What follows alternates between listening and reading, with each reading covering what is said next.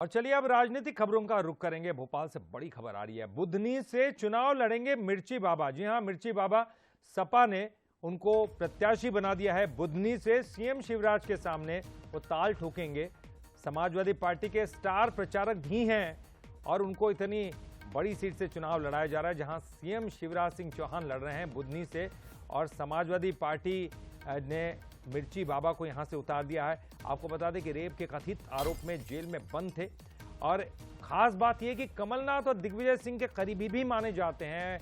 एक यज्ञ भी उन्होंने करवाया था और सुर्खियां भी बटोरी थी उस वक्त। ये बात अलग है कि कांग्रेस ने उनको टिकट नहीं दिया, टिकट उनको समाजवादी पार्टी ने दिया है।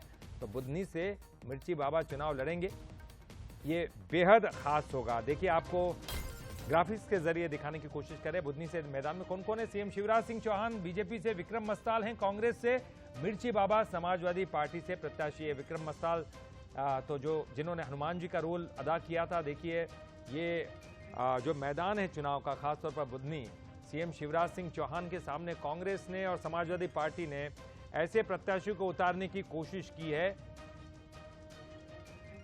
और इस तरह से प्रत्याशियों को उतारने की कोशिश की गई है कि सीएम शिवराज सिंह चौहान के सामने कोई चुनौती दी जा सके। और इस वक्त हमारे साथ हमारे न्यूज हेड शरद द्विवेदी जी जुड़ गए हैं। शरद जी, देखिए, बुधनी का अगर हम समीकरण देखें तो एक तरफ तो मस्ताल चुनाव लड़ रहे हैं जिन्होंने हनुमान का किरदार अदा किया था, और दूसरी तरफ वो मिर्ची बाबा जिन्हें हम कमलनाथ और दिग्विजय सिंह का करीबी मानते थे। एक यज्ञ उन्होंने करवाया था, उसके द्वारा भी उन्होंने सुर्खियां बटोरी थी। तो बुधनी में एक रोचक मुकाबला करने की कोशिश यहां पर दिखाई दे रही है।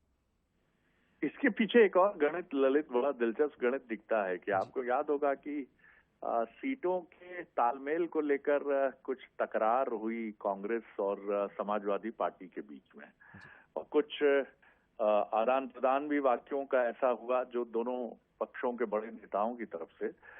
मुझे ऐसा भी लगता है कि ये कुछ उसी से निकली हुई प्रतिक्रिया भी हो सकती है, क्योंकि मिर्ची बाबा की दिग्विजय सिंह जी और कमलनाथ जी के साथ प्रॉक्सिमिटी रही है, और एक समय तो मिर्ची बाबा खुले तौर पर कांग्रेस के समर्थक धर्माचार्य के तौर पर देखे जाते थे।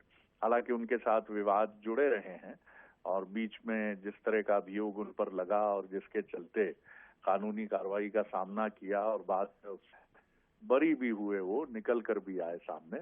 इन तमाम बातों को देखते हुए ऐसा लगता है कि जिस तरह अखिलेश यादव जी ने ट्वीट किया मिर्ची बाबा के साथ अपनी फोटो के साथ कि वो मध्य प्रदेश की एक विशेष सीट से चुनाव मैदान में उतरेंगे, तो कहीं ये उस चुभन का भी कांग्रेस की तरफ एक इशारा है कि कभी आपके बहुत नजदीक रहे, लेकिन अब उनको हम अपने टिकट पर मैदान में उतार रहे हैं।